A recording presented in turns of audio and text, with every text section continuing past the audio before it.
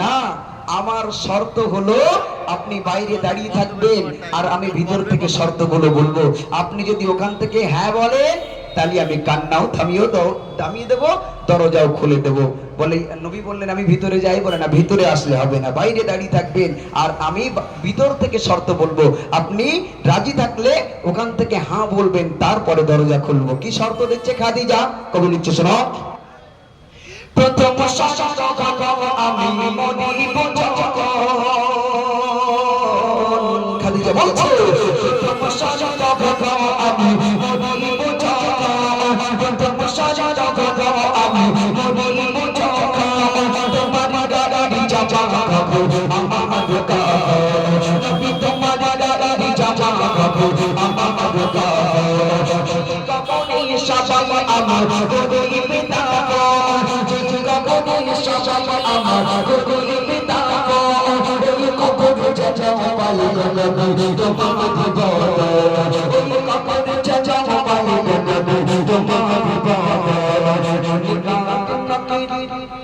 মুনকা নবী আসছে যখন আমার গগনে, মুনকা নবী আসছে যখন আমার গগনে, মুনকা নবী আসছে যখন আমার গগনে, থাকবে তুমি সেই সবাই আমার গগনে ধারে, থাকবে তুমি সেই সবাই আমার গগনে ধারে, একদিন দুপুরে নবী ঘরে কান্না শোষণ জানো, একদিন দুপুরে নবী ঘরে কান্না শোষণ জানো, আমার খাদিজা কাছে চাচা গগনে এসেছে যারা, আমার খাদিজা কাছে চাচা গগনে এসেছে যারা, আমার খাদিজা কাছে চাচা গগনে এসেছে যারা। ইয়া রাসূলুল্লাহ, প্রথম শর্ত আমি যেদিন মারা যাব খবরদার যেন কেনা কাফন দিয়ে আমার কাফন করাবেন না, আপনার গায়ের জামা দিয়ে আমার কাফন করবেন। দ্বিতীয় নাম্বার শর্ত, যে কবরে আমাকে রাখা হবে ওই কবরে আমাকে রাখার আগে একটু আপনি গড়াগড়ি দিয়ে দিবেন। আর তিন নম্বরের শর্ত, যখন কবর দিয়ে সবাই চলে যাবে আপনি যেন যাবেন না, কবরের পাশে দাঁড়িয়ে থাকবেন, কারণ মুনকার নাকিরের সওয়ালের জবাব যখন নিতে আসবে আমি যদি তাদের থেকে ভয় পেয়ে যাই, আতঙ্কিত হয়ে যদি প্রশ্নের উত্তরগুলো ভুলে যায়, আপনি একটু উপরে দাঁড়িয়ে দাঁড়িয়ে প্রশ্নের উত্তরগুলো বলে দেবেন। একবার জোরে বলুন সুবহানাল্লাহ। খাদিজা দুনিয়া থেকে বিদায় নিয়ে চলে গেলেন, নবী আমার সব শর্ত পূরণ করেছেন, শেষ শর্ত পূরণ করার জন্য কবরের পাশে দাঁড়িয়ে আছেন। তারপর কি ঘটনা ঘটছে কবি লিখছে শোনো। মা খাদিজা দুনিয়া থেকে নিল চিঠিটা,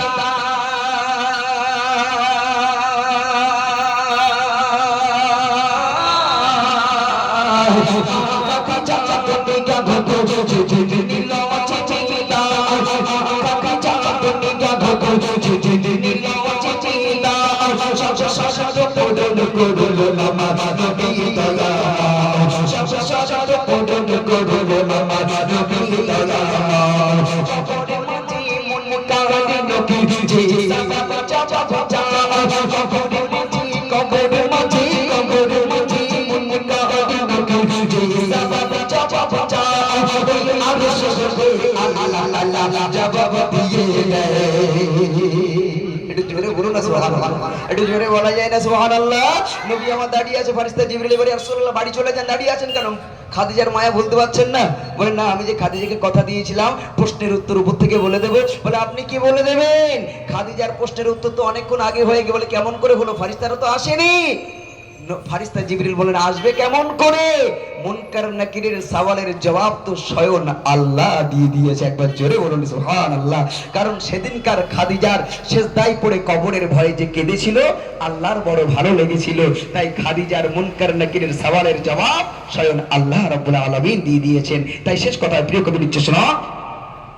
কবরের মাঝে মুনকার নাকির সওয়াল চাচা চাচা, কবরের মাঝে মুনকার নাকির সওয়াল চাচা চাচা, কবরের মাঝে মুনকার নাকির সওয়াল চাচা চাচা, আরশ হবে আনা লা লা লা জবাব দিয়ে দেয়, আরশ হবে আনা লা লা লা জবাব দিয়ে দেয়, সাইয়্যিদুন নামে গগো সেই কবরের ঘর, সাইয়্যিদুন নামে গগো সেই কবরের ঘর, যে কবরের মাঝে আমার ছাড়া ও পায়না, মাঝে মাঝে আমল ছাড়া কোনো পাওনা একদিন পদে নবী ঘরে কান্না শোনা যায় একদিন পদে নবী ঘরে কান্না শোনা যায় আমার দুজা কাছে জানা বড় সাজদা আমার দুজা